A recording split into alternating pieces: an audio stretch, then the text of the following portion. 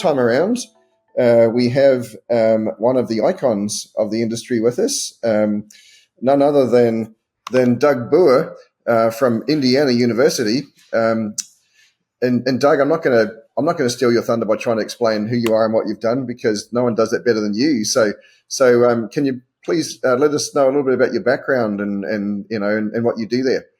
Yeah, absolutely. Thanks, Steve, for inviting me to be a part of this today. I've been in the venue industry since 1995, which was when I took my first full-time job here at Indiana University, and started out in a guest services role, and throughout the years have kind of climbed through the ranks and everything from facility operations and marketing and ticketing and a lot of talent buying, and then kind of spread our wings even more into operating our larger venues, our arena, stadium, and baseball stadium, soccer stadium, et cetera, for athletics. And so it's been a great path to kind of collect all those experiences. And then over the last 5 years, we've added a little bit more to my plate with IU Conferences, which is a group here in Indiana that hosts all the conferences and plans all the conferences that come to our campus and use our facilities, but also is outwardly focused and hosts conferences all over North America for the university, our faculty, and our institutes. And so it's a good mix, and definitely one of the reasons why we rely on great products like Momentus to help us keep all that work aligned. Oh, thanks for the plug, Doug. Actually, that's a great segue, though, into my next question for you. You mentioned a few different things there in the university around events and that. Can you explain, for the people that don't know, can you explain how a typical university like IU functions from an event perspective? Like, are the athletics totally separate to the theatre, and you've got a conference arm as well? How does that all sort of fit together or not fit together? Yeah, it's a great question, and honestly, there are a few models that you see depending on the size of the university. Smaller universities and colleges typically have a more unified approach, and so there may be multiple performing arts venues that are grouped together and managed centrally, and then the athletics facilities are managed centrally as a separate entity. As you get into the larger colleges and universities, then you're typically seeing a lot of specialization, right? And so at Indiana, like many other schools, the professional touring performing arts center is managed separately than our academic performing arts centers that service our School of Music and Department of Theater and Drama and Modern Dance, and all of those areas kind of have their own facilities that they manage independently. However, within that performing arts realm, there's been a trend that's been developing over the last handful of years as people are looking for more effective and efficient ways of operating to bring the operations of those venues under central management to help benefit from the economies of scale that you would get when you're sharing that leadership. Same thing with athletics. Typically, the athletics facilities on most campuses are managed by the athletic department, but on some college campuses, that's also managed by an auxiliaries unit or a business unit, and so that's kind of a mixed bag. And so what we have here at Indiana is really a hybrid where we are partners with athletics to manage their facilities on game days. We take care of all of the guest staffing and oversee the parking and security and ushers and ticket takers and kind of venue operation for the day. And then, but they're responsible for the general maintenance and upkeep of the venues, month over month. That's really fascinating, and I guess we're now also seeing, adding into that mix, some private management companies are starting to come into this area too, right? And starting to dip their toes in that water of starting to manage facilities independent of the university. That's exactly right, and this has been more of a trend in kind of smaller conference, especially athletics, smaller conference venues, although some performing arts centers are going to this model as well. And so when university administrators in general are kind of looking to find those efficiencies, they often are turning to at least an RFP process to see what private management might offer. And so it's a good fit for some schools. It's not such a great fit for other schools, and so it's something that I think we'll continue to see kind of around the edges. But I wouldn't expect any of the major conference venues to be headed towards private management more than the kind of deals that we're seeing at University of Texas with OVG and really those groundbreaking opportunities where there's an incredible opportunity for business to be built.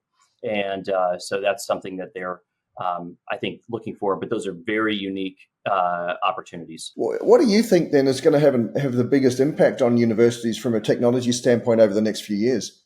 Well, I think there are a few things. Obviously, our guests and fans are relying more and more and more on their technology while they're in venue. And so how do we think about activating what they're doing in our venues to enhance their experience and make it an integral part of visiting our venues is really important. And then also making sure that we can provide the bandwidth that they need to be able to do that, which I know we're all working on our DAS systems and working with all of our mobile providers to try to increase that bandwidth. But I don't see that slowing down at all. And I do think there's going to be even more activation in venue where we're going to be encouraging people to utilize their mobile devices to gain the information that they want. One of the challenges for us, particularly on the athletic side, is what do we offer in venue that is better than what they could get at home watching their 65-inch TV, drinking their own beer, and on their own gig speed Wi-Fi. And so people still want all of those creature comforts at the same time that they want the experience of being in a crowd and having the shared experience with 10, 20, 30, 50, 100 other thousand fans. And that's important for us to think about. So I think, how we are leveraging technology within our venues is really important. I think the other thing that will become even more important than it is today is having a better understanding of our customers and our guests and our fans' digital behaviors, right? And how do we take that information and manage it in a way that we can use it to help customize those experiences in meaningful ways for the guest.